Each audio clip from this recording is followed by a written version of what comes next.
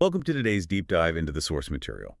We really appreciate you joining us for what promises to be a pretty rigorous intellectual examination. Absolutely. It's a fascinating subject to unpack today. It really is, because if you analyze human history, taxation is, well, it's nearly always framed as a necessary burden.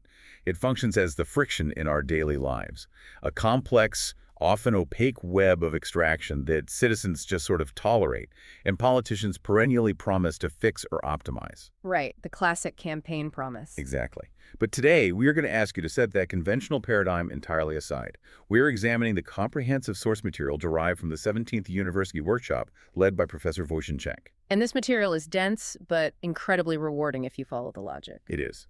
Our mission today is to thoroughly unpack a fundamentally different philosophy on taxation. We're moving away from the premise of taxes as a mere financial extraction mechanism. Instead, we're exploring them as an elegant, self-correcting behavioral engineering system. That is an incredibly accurate framing of the material. I mean, the workshop led by Professor Tank does not suggest merely tweaking current tax brackets, or adjusting marginal rates. Right, no minor deductions to a flawed system. Exactly. Instead, it proposes a theoretically optimal framework built entirely on mechanical feedback loops. These loops are specifically designed to naturally weed out corruption and systemic inefficiency. And they do it without ever having to rely on the subjective morality or the diligence of human inspectors. Which is usually where the system breaks down. Oh, almost always. It is a highly systemic, almost mathematical approach to organizing society. It's a framework where the rules of the economy are engineered so that the most logical, profitable action for an individual or a corporation aligns perfectly with the broader health of the society. To begin, I think we need to establish the foundational premises of this framework. The professor begins the workshop by laying out what we might call the triad of taxation. The three purposes. Right. He argues that taxes exist for three specific, distinct purposes, and we really need to understand the mechanics of all three to see how this proposed system operates. Let's examine the first purpose: to enforce the use of a national currency. Which sounds a bit abstract at first glance. It does. But the text notes that by demanding citizens pay their taxes in the national currency, the state effectively guarantees that currency's use, which enables primary emission. Before we move further, let's define primary emission and clarify the mechanics here. It touches on some deeper macroeconomic principles regarding why fiat currency holds value in the first place. It's a crucial starting point. When we talk about fiat currency money that is not backed by a physical commodity like gold or silver, the natural question is why it holds any value at all. Why do you, the citizen, accept a piece of paper or a digital ledger entry in exchange for your hard labor? Exactly. The historical and economic answer, which is often associated with chartalism or modern monetary theory, is that the state levies a tax on you, and it strictly dictates that this tax can only be paid in the state's chosen currency. So you don't really have a choice. None at all. Therefore, you are compelled to earn, trade, or sell goods to acquire that specific currency just to satisfy your tax burden and stay out of prison.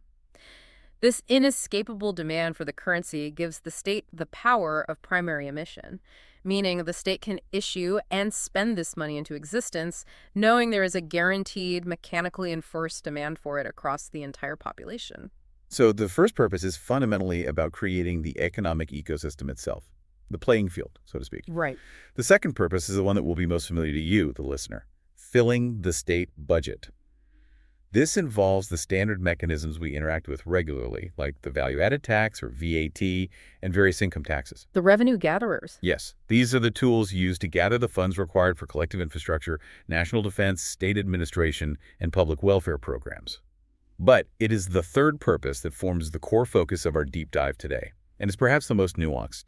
According to the professor, the third purpose of a tax is to steer human behavior. Behavioral steering through taxation is the pivot point of the entire workshop. And this brings us to a concept that challenges standard fiscal logic. Let's get into that because it's a fascinating shift in perspective. It really is. In conventional economic planning, when a state implements an excise tax, say a heavy tax on tobacco products, or a carbon tax on heavily polluting plastics, the metric for the success of that tax is almost always tied to how much revenue it generates for the state budget. Right. Politicians will project that a new pollution tax will raise billions, which they then promise to spend on green infrastructure or schools. Exactly. But Professor Njegomir argues the exact opposite. He states that the absolute best behavior steering tax is one that collects exactly $0. Okay, let's examine the logic there, because a critically thinking audience will immediately spot the paradox. If a tax collects $0, how does the state fund the infrastructure or the schools? I mean, if the revenue drops to zero, hasn't the tax failed in its duty to the Treasury? It's a valid question, but it conflates the second purpose with the third. Ah, I see. Right. The budget for roads and schools is handled by the second purpose. The broad, neutral revenue gatherers like standard VAT and income tax. The third purpose, the behavioral tax, should never be relied upon to fund essential state functions. Let's look at the mechanics of the $0 tax. Okay. If an excise tax is explicitly designed to stop people from harming themselves or their environment, a $0 collection simply means that society behaved perfectly. The goal of a tax on toxic emissions is not to fill the state coffers with penalty money. The goal is to eliminate the toxic emissions entirely. So if the state collects zero revenue from a pollution tax because no single factory is polluting anymore, the system has achieved its optimal state. Precisely. That distinction fundamentally changes the incentive structure for the state itself. If the government relies on the revenue from a tobacco tax or a pollution tax to balance its budget, the state essentially becomes a silent partner in that destructive behavior. They need it to continue. Exactly. The state mathematically requires people to keep smoking and corporations to keep polluting, or else it faces a massive budget shortfall. It's a perverse dependency on the very behavior it claims to be discouraging. By isolating behavioral taxes from the core budget, Professor Esink's model removes that conflict of interest entirely. The tax is set high enough to act as an absolute deterrent, and if it functions correctly, it yields nothing. The workshop also details a serious warning about the administrative side of taxation specifically, how we actually collect these funds. The professor makes a very sharp distinction between taxes that are easy to collect and those that are difficult. Difficult to collect taxes, he notes, are a bottomless well of corruption. The vulnerability in difficult to collect taxes lies in subjective human judgment. If a tax code is so complex, or if the valuation of an asset is so ambiguous that it requires a state inspector to visit a site and make a subjective evaluation about what is owed. You have immediately introduced a massive point of failure. You really have. That inspector holds discretionary power. They can be bribed by the asset owner to assess the value lower than reality. Alternatively, the inspector can be weaponized by the political apparatus to disproportionately target and overassess the properties of political opponents or independent businesses. It becomes a tool for extortion rather than administration. Exactly. To eliminate this, the system must rely on self-policing mechanisms that remove the human inspector from the equation entirely. How does that work in practice? Well, the professor points to the historical transition from cascading sales taxes to the modern value-added tax as an example of mechanical improvement. VAT is highly effective, precisely because it relies on a self-policing chain of conflicting interests. Conflicting interest being the key phrase there. Right. Each buyer and seller in the supply chain needs the fiscal receipt, the official state-lawed document from the other party, in order to claim their own tax return or deduction. Because they both need the documentation to protect their own financial interests, they audit each other mechanically. The transaction is logged without an inspector ever having to visit the premises.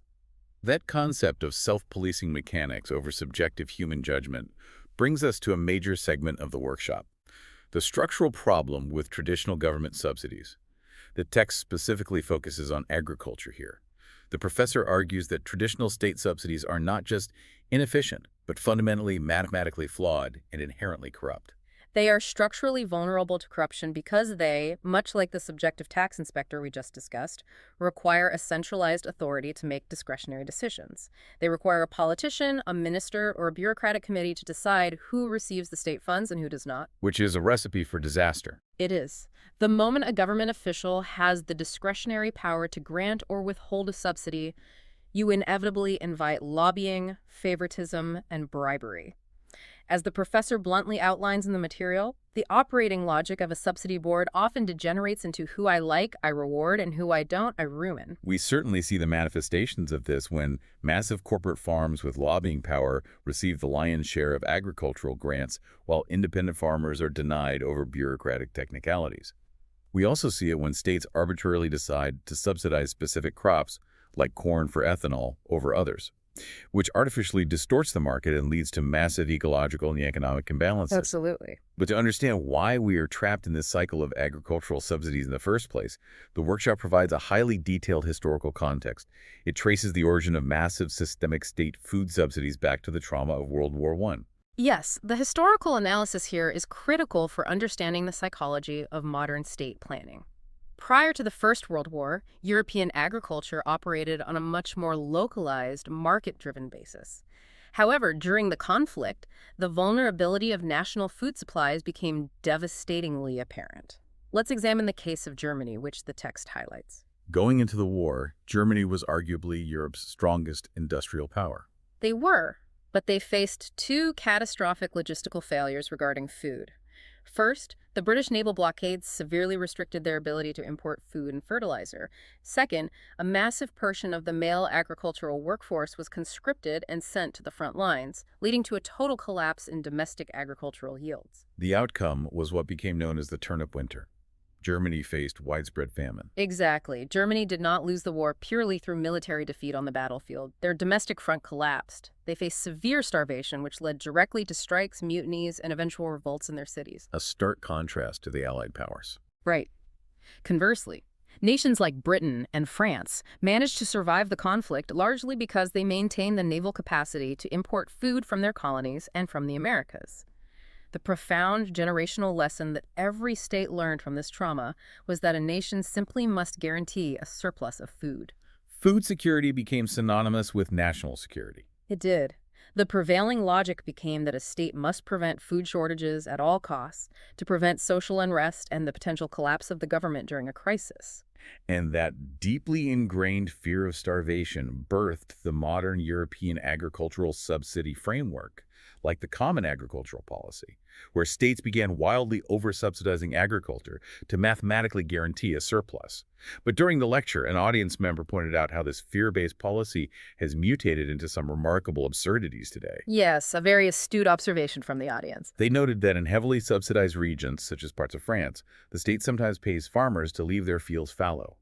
The state is literally transferring wealth to farmers on the strict condition that they do not farm. It is the ultimate paradox of state intervention.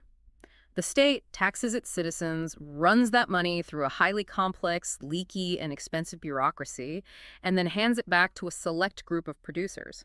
Initially, this was to ensure they produced enough bread. But because the subsidies artificially removed the risk of overproduction, farmers produced vast, unmanageable lakes of wine and mountains of butter that the market simply did not want or need. So, to prevent the price of these goods from crashing and bankrupting the farmers, the state then has to intervene again, paying them to halt production or paying to store the artificial surplus. It is a deeply inefficient closed loop. This is where Professor Enkem proposes a radical systemic replacement, the negative value added tax, or negative VAT. This is a complex macroeconomic proposal, so let's break down the mechanics thoroughly for you. How does a negative VAT function to secure the food supply without a bureaucrat deciding who gets the money? It functions by integrating the financial reward directly into the self-policing VAT chain we discussed earlier. Under this proposal, a farmer producing an essential survival good, let's say, basic wheat, does not apply for a government grant. They do not submit paperwork to a ministry hoping for approval. No lobbying required. None. Instead, the specific category of essential goods they produce is subject to a massive negative tax rate upon sale. Let's construct a hypothetical scenario using round numbers to track the math. If the farmer sells a ton of wheat to a mill for 100 currency units, the state automatically recognizes a 200% negative tax on that transaction. Okay, let me stop you right there and play devil's advocate, because a critical listener will immediately spot a friction point. If the state is effectively handing out a 200% negative tax, meaning the state owes the supply chain 200 units on a 100-unit sale, where does that money come from? If the state just prints it, doesn't this trigger hyperinflation? Furthermore, what stops the farmer from simply falsifying their production numbers, claiming they grew 10 times more wheat just to harvest that massive negative tax payout? Those are the exact vulnerabilities standard subsidies face, and addressing them is exactly why the negative VAT relies on the supply chain mechanics. To address the inflation question first, the money does not come from printing new currency. The state's broader tax ledger must balance. So it's a reallocation. Exactly. The negative VAT on essential survival goods like basic bread and water is offset by a proportionately higher positive VAT on luxury goods, non-essentials, and high-margin services. The tax burden is mathematically shifted off the survival requirements of the poorest citizens and onto discretionary spending. It is a reallocation of existing revenue, not unbacked emission. So the ledger balance is at the macro level. Now, what about the fraud question? How does the system mechanically prevent the farmer from falsifying the invoice to steal those 200 units? That is where the self-policing chain is vital. The farmer cannot simply declare they produced 1,000 tons of wheat and ask the state for a check. The negative tax credit is attached to the physical movement of the goods through the economy, verified by conflicting financial interests. Let's track that single unit of wheat. Sure. The farmer sells it to the mill for 100 units. The invoice logs the 200-unit negative tax credit. But the farmer does not get paid by the state yet. The mill grinds the wheat into flour and sells it to the baker for, say, 150 units, carrying that state credit forward on the new fiscal receipt. The baker makes bread and sells it to the retail store. The retail store eventually sells that loaf of bread to you, the consumer. And it is only at that final point of sale that the loop closes. Exactly. The negative tax credit moves mechanically down the supply chain. It is only fully realized and paid out by the state treasury when the final retailer issues a fiscal receipt to the end consumer, proving the good was actually utilized by the population. Which lowers the final retail cost of the essential food mechanically. It does. Right. And because every single business in that chain needs the mathematically precise, state-logged fiscal receipt from the step before them to claim their share of the financial benefit, they are forced to audit one another. If the farmer lies about the volume, the mill will refuse to sign the invoice because the mill's own financial liability will not match their physical inventory. No state inspectors are needed. No political committees allocate funds. It is just a mathematical formula that massively rewards the actual, verified production and distribution of essential goods. It is an elegant mechanism for domestic supply, but there is a notable macroeconomic catch to this system regarding international trade. If a state applies a massive negative tax to artificially lower the cost of wheat across the entire supply chain, they run the severe risk of essentially subsidizing the citizens of other countries if they export that wheat. Precisely. If the domestic taxpayers are funding this negative VAT through higher taxes on luxury goods, you absolutely do not want that tax revenue bleeding across the border to make bread cheaper in a neighboring country. The system addresses this vulnerability with a strict mechanical correction at the border. An export duty. Right. If an essential good that benefits from the negative VAT is designated for export, it immediately faces a customs duty exactly equal to the negative tax that was applied during its production. This neutralizes the domestic subsidy the moment the good leaves the jurisdiction. The foreign buyer pays the true, unsubsidized market rate, protecting the domestic tax base. However, the text notes an important exception to this export rule for goods, where a country holds a high natural monopoly. Yes, the professor introduces a very nuanced exception. He uses the example of highly specific agricultural products grown on the 45th parallel, such as certain premium varieties of plums or raspberries. Because of the highly specific climate in this geographic band, the exact balance of seasonal temperatures, optimal soil composition, and distance from severe coastal weather patterns, this region possesses a natural, irreplaceable geographic advantage for these specific crops. So we are not talking about basic survival wheat here. We're talking about highly specialized goods with high added value that command premium prices on the global market. Exactly. For these specific, naturally monopolistic goods, the negative tax functions as an initial catalyst to maximize domestic production and dominate the global market share. But the export dynamics are handled differently than for basic survival crops, allowing the state to capture significant foreign capital without heavily penalizing the export. It leverages geography as an economic weapon. This broader philosophy of using systemic rules and market mathematics rather than political discretion brings us to one of the most significant and often contentious portions of the workshop: environmental protection. The professor specifically addresses the chronic global challenge of regulating massive foreign mining or drilling corporations. The text utilizes the mining conglomerate Rio Tinto as a primary example to illustrate the current systemic failure. Dealing with massive corporate extractors is perhaps the clearest example of where subjective regulation fails. The current trap is well documented globally, whether it is lithium extraction, copper mining, or offshore oil drilling. A multinational corporation approaches a state to extract a non-renewable resource. The risk of severe ecological fallout, aquifer contamination, catastrophic soil destruction, toxic tailing dam failures is incredibly high. And in our current global system, the corporation operates by lobbying, pressuring, or outright bribing local politicians and regulatory agencies to lower environmental safety standards and fast-track permits. Right. And the financial arrangement for the host country is usually highly asymmetric. The text mentions they pay a minuscule resource rent.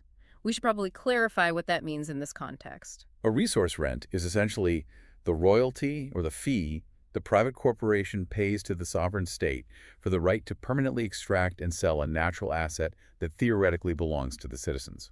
Often, due to the aforementioned lobbying and power dynamics, this rent is negotiated down to a fraction of the extracted value, perhaps as low as 3%. So the corporation extracts massive wealth, leaving 3% behind. But the true trap lies in the liability. The cleanup. Yes. When an ecological disaster inevitably occurs, the corporation relies on complex legal structures, limited liability shell companies, or they simply declare local bankruptcy and leave the jurisdiction. This forces the state, and by extension the taxpayers, to bear the massive, multi-billion-dollar cost of the ecological cleanup and the long-term health consequences. Relying on the moral fortitude of politicians to regulate these multi-billion-dollar entities clearly has not worked. The financial incentives to look the other way are simply too high. So what is the professor's systemic hack to resolve this? The professor system removes the politician and the state regulatory inspector from the equation entirely. It relies on a profound shift in how risk is assessed and priced. Instead of a state environmental agency setting arbitrary safety standards, the state simply mandates a single, unalterable rule. Which is? Any corporation engaging in environmentally hazardous activities must purchase a comprehensive insurance policy on the open private market. Crucially, this policy must be quantitatively large enough to cover any potential worst-case ecological damage, guaranteeing the absolute financial restoration of the environment to its original state. So, the state is essentially outsourcing the environmental risk assessment to private insurance actuaries. Let me push back on this, because relying on the financial sector to protect the environment sounds inherently risky. What if the insurance company simply collects the massive premium for years, and then, when the toxic spill happens, they claim bankruptcy and default on the payout? Doesn't the taxpayer just end up holding the bag again? That is a critical stress test of the theory. The framework requires that these policies are not held by small, localized insurers, but are backed by the global reinsurance market entities that manage trillions of dollars in capital. Furthermore, systemic capital requirements would legally mandate that the insurer holds the liquid reserves necessary to cover the maximum liability. But let's look at the psychology of the actuary in this scenario. They aren't politicians. Exactly. An actuary at a major global insurance firm is not a local politician looking for a quick campaign donation or a bribe. They are rigorous mathematical risk analysts. Their company stands to lose tens of billions of dollars if a tailing dam collapses or a water supply is poisoned. Therefore, their entire mandate is to accurately price the true danger of the operation. If a mining corporation proposes using highly toxic chemical solvents near a major agricultural water supply, the insurance actuaries will calculate the exact worst-case cost of that entire water supply being permanently destroyed. Exactly. And the text suggests the annual premium for such a high-risk operation might become astronomically high, perhaps $15 billion a year. And this is where the behavioral feedback loop activates.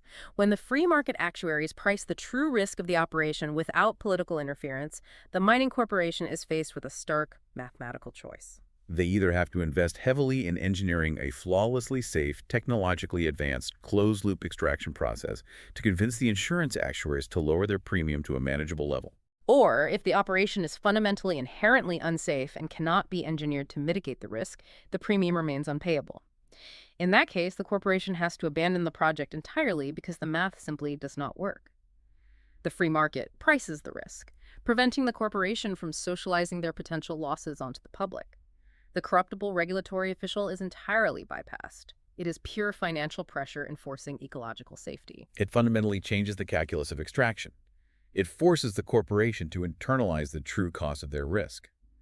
Now let's move from corporate regulation to another area where these mechanical rules are applied to great effect: wealth inequality and domestic taxation. The professor outlines a very specific approach to taxing wealth, but he starts by drawing a firm philosophical line between productive and unproductive wealth. This distinction is absolutely critical to understanding the entire philosophy of the workshop. The proposed system does not punish wealth creation. It punishes wealth hoarding. It categorizes wealth based on its velocity and utility within the broader economy.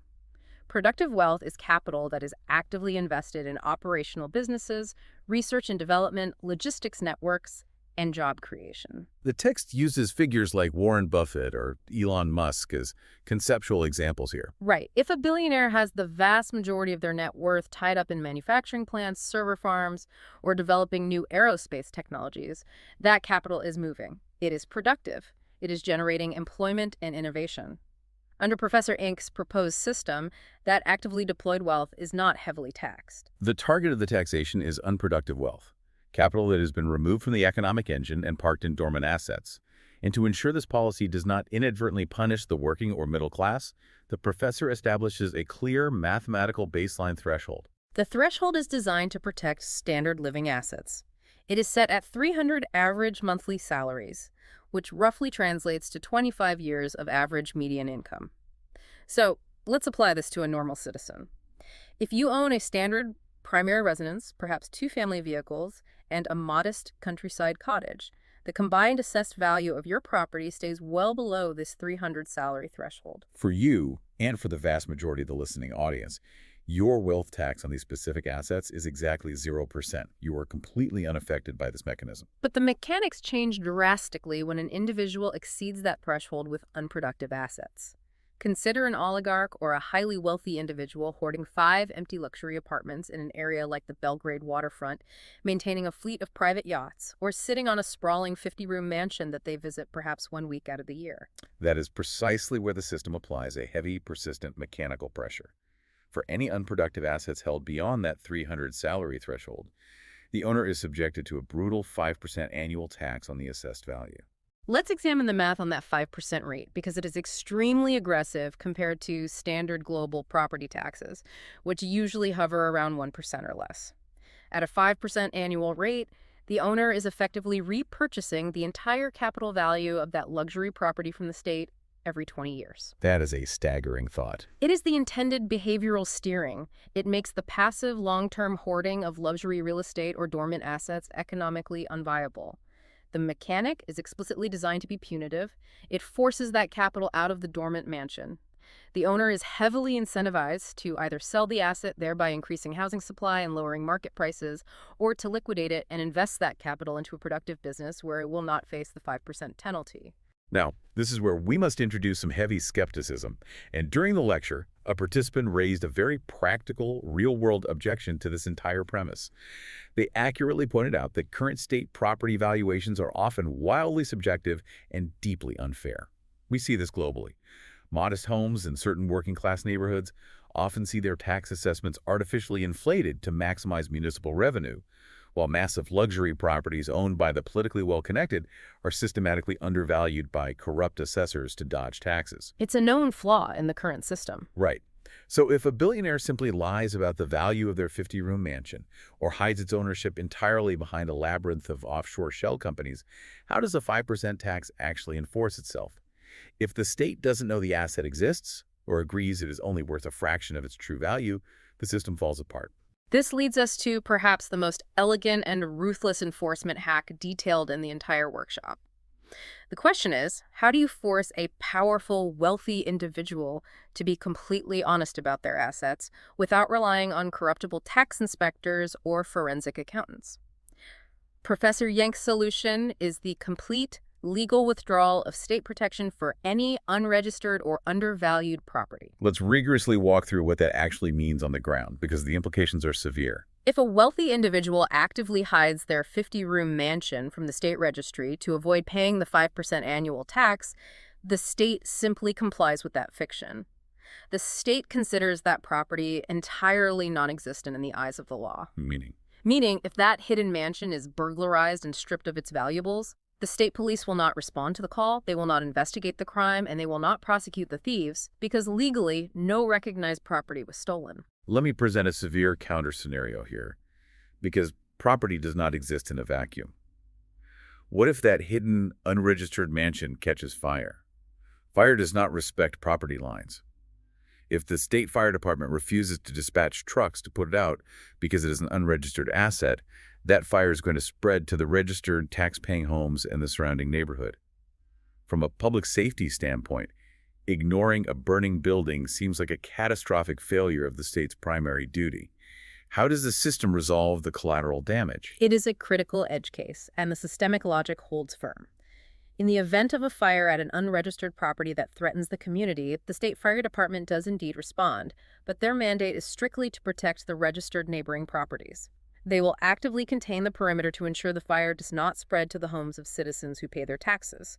However, they will allow the unregistered mansion to burn to its foundation. And the owner. Furthermore, the state will subsequently bill the owner of the unregistered asset for the entire cost of the emergency response required to protect the neighbors, and the owner will be held fully legally and financially liable for any collateral damage caused by their burning asset. The state protects the system. It does not protect the individual who opted out of it. And what about the private sector? Could the owner just bypass the state and buy private insurance to cover the loss of the hidden mansion? No, because the private market relies on state infrastructure to mitigate its own risk. Private insurance companies would be legally barred from issuing policies on unregistered property, or they simply wouldn't offer them voluntarily because the total lack of state police and fire emergency services makes the asset's risk profile entirely uninsurable. The actuarial math guarantees it. Now, consider the alternative fraud scenario. What if the owner does declare the mansion, so it is on the registry, and receives police and fire protection, but they lie about the valuation? Say they bribe an assessor to claim a sprawling $10 million estate is only worth $1 million, purely to lower their 5% tax bill. The exact same mechanical logic applies to the valuation itself. The state, and by extension the private insurance companies, will only legally recognize and insure the declared taxed value. If a disaster strikes a fire, a severe flood, or a total loss, the owner can only claim damages up to that officially declared $1 million mark. They will take an unrecoverable $9 million loss. The mechanic mathematically forces absolute honesty. It does. The systemic, unhedged risk of losing an unprotected, uninsured asset to fire, theft, or natural disaster vastly outweighs the marginal cost of simply paying the 5% wealth tax. The owner polices their own valuation out of pure, unadulterated self-interest. The state does not need to audit them. The owner's fear of total loss audits them automatically. It fundamentally changes the calculation of wealth management. We are moving from the high-level mechanics of oligarch wealth and corporate regulation to something much more personal, urgent, and emotionally resonant. The final section of the workshop addresses a crisis that is a grim, daily reality in many developing economies and deeply unequal societies: the phenomenon of citizens having to crowdfund healthcare for sick children. It is a deeply sobering topic, and the professor tackles it with a focus on structural dignity. In the current systemic model discussed in the text, we frequently see a total failure of the state healthcare apparatus to provide highly specialized, life-saving treatments for children treatments that often require expensive medical procedures abroad. When the state fails, desperate parents are forced to turn to the general public. They launch media campaigns, essentially begging citizens to send SMS text messages to a specific premium number to donate funds for their child's survival. And while the immediate charitable impulse of the citizens who send those texts is commendable, the workshop exposes the deeply hidden systemic corruption and exploitation embedded within this model. The corruption does not necessarily lie with the charities themselves, but in the intermediary infrastructure. The telecommunication operators who facilitate and process these SMS donations do not provide this service out of goodwill. They act as an unavoidable toll booth on public charity. They extract a massive processing fee, which the text notes can often be up to 30% directly from the donated funds. Therefore, when a citizen sends money to help a dying child, nearly a third of that empathetic donation is instantly siphoned off as corporate profit by the telecom monopoly. It is a highly exploitative model that preys directly on human desperation and public empathy. It commodifies the survival of children. The professor's proposed system does not attempt to simply cap these telecom fees or regulate the advertising of these campaigns. It outright bans the SMS crowdfunding model entirely. Yes. The underlying philosophy is that a civilized, structurally sound society cannot rely on an unregulated popularity contest mediated by for-profit telecommunication companies to dictate which child receives essential medical care and which does not. Under Professor Enyang's proposed framework, these urgent, high-cost medical treatments are removed entirely from the chaotic realm of private charity. Instead, they are formally categorized as prioritized investment programs. How are these investment programs managed without falling into the same bureaucratic traps as the agricultural subsidies we discussed earlier? Who decides which child gets prioritized? They are centralized and listed on a highly transparent digital state portal. Crucially, the prioritization is not based on which family can afford the best marketing campaign or who has the most compelling social media presence. The cases are rigorously ranked by a transparent consensus commission of medical experts, based strictly on medical urgency, viability of treatment, and necessity. And here is how this specific mechanism empowers you, the citizen, and integrates the tax system directly into societal welfare. In this proposed system, you do not need to pull out your phone, send a text message, and pay a 30% fee to a telecom operator. As a taxpayer, you can seamlessly log into this digital state portal using your secure citizen credentials. Once authenticated, you are granted the ability to direct a specific portion of your already prepaid personal tax funds directly toward these specific verified investment programs. It completely disintermediates the charitable process. You are not reaching into your pocket for extra money. You are taking fiscal capital that you have already paid to the state treasury, and you are democratically assigning its immediate use directly to the child who requires it. Because it is managed through the state portal, 100% of the allocated funds are routed directly to the healthcare provider or the foreign hospital. The telecommunication toll booth is entirely eliminated. This mechanism returns fundamental dignity to the families who no longer have to beg publicly. It completely removes the exploitative corporate profit motive from the equation, and it gives the taxpayer direct, granular control over how their contributions are utilized in the most critical life and death situations. It is a profound and highly impactful way to close the loop on the professor's theories. As we step back and look at all these distinct components in totality, the negative VAT creating a self-policing chain to reward essential food production without bureaucratic favor. The mandatory private insurance forcing corporations to mathematically internalize the true cost of environmental destruction. The complete withdrawal of state protection forcing oligarchs into honest wealth declarations. And the digital state portal democratizing and sanitizing the funding of critical healthcare.